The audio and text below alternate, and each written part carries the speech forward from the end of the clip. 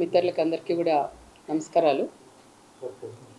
ఈరోజు మా రాప్తాడ్ నియోజకవర్గం రామగిరి మండలం పాపరెడ్డిపల్లి గ్రామానికి ఒక పులివిందలకు సంబంధించిన ఎమ్మెల్యే ఈరోజు మా ప్రాంతానికి కూడా వచ్చినారు. ఈరోజు ఎమ్మెల్యే ఎందుకు వచ్చినారు అనేది కూడా ఒక్కసారి పబ్లిక్ కూడా నేను తెలియజేసే బాధ్యత ఉంది కాబట్టి నేను ఇప్పుడు ప్రెస్ మీట్ పెట్టాను. పాపరెడ్డిపల్లికి వచ్చింది మరి ఒక లింగమయ్య ఫ్యామిలీని పరామర్శించేకొచ్చాడా, లేదు అంటే ఆయన ఎలక్షన్ క్యాన్వాస్కి వచ్చినాడా, లేదంటే ప్రచార రథంకి వచ్చినాడా, లేదంటే మరి జైలు పలికించుకుంటూ సీఎం జగన్ అనుకుంటా చెప్పించుకోవడానికి వచ్చినాడు కూడా అర్థం కాని పరిస్థితి. ఒక లింగమయ్య ఫ్యామిలీలో లింగమయ్య చనిపోతే కనీసం ఆ ఫ్యామిలీని పరామర్శించకపోయినప్పుడు ఎంత డిగ్నిఫైడ్గా ఎంత ప్రశాంతంగా వెళ్ళాలనేది కూడా తెలియని వ్యక్తి ఒక పులివిందల ఎమ్మెల్యే అని కూడా మనం చెప్పొచ్చు. ఈరోజు ఆ ఫ్యామిలీలో కనీసంగా దినం కూడా కాల ఈరోజు వాళ్ళ ఇంటి దగ్గరికి వెళ్ళినప్పుడు జైలు పలుక్కుంటూ సెల్ఫీలు తీసుకుంటూ ఆ కుటుంబాన్ని పరామర్శించేది అది ఎంతవరకు ఒక్కసారి అందరూ కూడా ఆలోచన చేయాలి. ఆయన ఇక్కడేదో జనాలు లేక దాదాపు 8 నెలల నుంచి బయటకు కూడా వెళ్ళలేనట్లున్నాడు.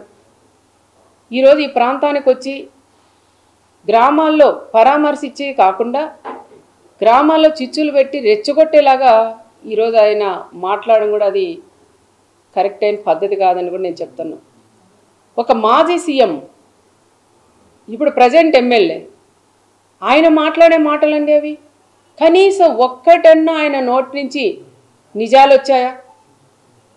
ఇక్కడ చెప్తా ఉంటారు మాజీ ఎమ్మెల్యేలు అందరూ, వాళ్ళు చెప్పిన మాట ప్రకారం దీంట్లో ఎంత నిజం ఉంది, ఎన్ని అబద్ధాలు ఉన్నాయని ఒక్కసారి నువ్వు తెలుసుకోకుండా, నీకు ఇంటెలిజెన్స్ ఉంటుంది, తెలుసుకోకుండా నీ ఇష్టానుసారం నువ్వు వచ్చి ఇక్కడ పల్లెల్లో రెచ్చగొట్టి మాట్లాడడం అది ఎంతవరకు ఇదని కూడా నేను చెప్తున్నాను.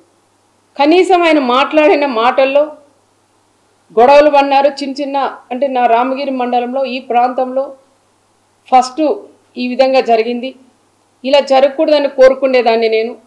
ఆ కుటుంబంలో లింగమయ్య చనిపోయినప్పుడు కూడా మేమంతా కూడా బాధపడినాం. ఇక్కడంతా జరిగాయి. పాపరెడ్డిపల్లి ఇంతవరకు చిన్న గొడవ కూడా లేదు, ప్రశాంతంగా ఉండే గ్రామం పాపరెడ్డిపల్లి గ్రామం. ఆ గ్రామంలో ఈ విధంగా రెండు ఫ్యామిలీల మధ్యలో గొడవల వల్ల ఈ విధంగా జరగడం, ఆయన చనిపోవడం, దీన్ని ఒక ఫ్యాక్షన్ మర్డర్గా సృష్టించి ఈ ప్రకాష్ రెడ్డి అనే వ్యక్తి ఒక ఫ్యాక్షన్ మర్డర్గా సృష్టించి ఆయనకు వచ్చే శక్తి లేక ఆయన్ని పులివిందల ఎమ్మెల్యేని పిలిపించుకొని ఇట్లన్నీ స్లిప్పులు దాదాపు ఒక 10 పేపర్లు రాసిచ్చి ఎన్ని అబద్ధాలండి, కనీసం దాంట్లో ఒక్కటన్నా నిజం లేకోకుండా పచ్చి అబద్ధాలు కూడా మాట్లాడిస్తూ అవన్నీ చూసుకుంటూ చదువుతున్నాడు ఆయన. మళ్ళీ అబద్ధాలు ఎక్కడ ఇంకా ఎక్కువ చెప్తానేమో అని వాళ్ళు ఎక్కడ చిన్న దాని మీద కట్టెలతో కొట్టుకొని ఏదో అది అయ్యింది, దాన్ని తీసుకొని గొడ్డలు అంటాడు, మచ్చకత్తలు అంటాడు, ఇంకా వేరేటివన్నీ కూడా చెప్తారు. అలాంటివన్నీ వాడేది కూడా పులివిందల్లో మీరు బాత్రూంలో చంపేదానికి సరిపోతాయి, కానీ మాలాంటి ప్రాంతాల్లో అలాంటివి ఉండవయ్యా అని నేను జగన్కి కూడా నేను చెప్తున్నాను.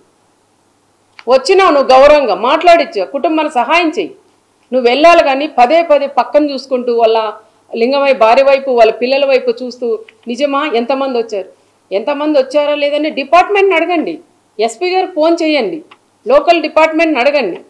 ఇద్దరు పోయినారంటున్నారు, ఆ ఇద్దరి మీద కేసు పెట్టి లోపల పెట్టారు. అనవసరంగా రెచ్చగొట్టి 20 మంది 30 మంది అని చెప్పడం అది ఎంతవరకు సమాజమో ఒక్కసారి ఆ పులివిందల ఎమ్మెల్యే కూడా తెలుసుకోవాలా. మీ మాజీ ఎమ్మెల్యే రాసిచ్చినవన్నీ నువ్వు వాడ చిన్నపిల్లలు చదువుకున్నప్పుడు కాపీరైట్ కొడతా అంటారు, గుడ్డి కంఠపాఠం కొట్టావా అంటారు టీచర్లు కూడా. ఆ విధంగా నువ్వు గుడ్డి కంఠపాఠం కొట్టి ఇక్కడ అన్నీ కూడా నువ్వు పచ్చి అబద్ధాలు కూడా మాట్లాడడం అది కరెక్ట్ కాదు అని చెప్తున్నాం. దీంట్లో మళ్ళీ ఒక ఎస్ఐని టార్గెట్ చేసి మాట్లాడతారు, పోలీసుని టార్గెట్ చేస్తారు. అయ్యా పులివిందల ఎమ్మెల్యేగా నీకు చెప్తున్నాం, మా నాయకుడు చంద్రబాబు నాయుడు గారు ఆ రోజు ప్రతిపక్షంలో ఉన్నప్పుడు బయటికి వేయాలన్న పోలీసుని పెట్టి అడ్డం పెట్టి మమ్మల్ని బయటికి రానిలేదు. మా నాయకునితో పాటు మాలాంటి వాళ్ళు కూడా మేము ధర్నాకు చేసినా ఒక మెమరాండం ఇచ్చేదానికి పోయినా ఎవరైనా చనిపోతే వాళ్ళు పరామర్శించే పోయినా ఒక ఫంక్షన్ పోయినా కూడా మీ తోపును అడగండి ఎన్ని ఇబ్బందులు పెట్టినారని.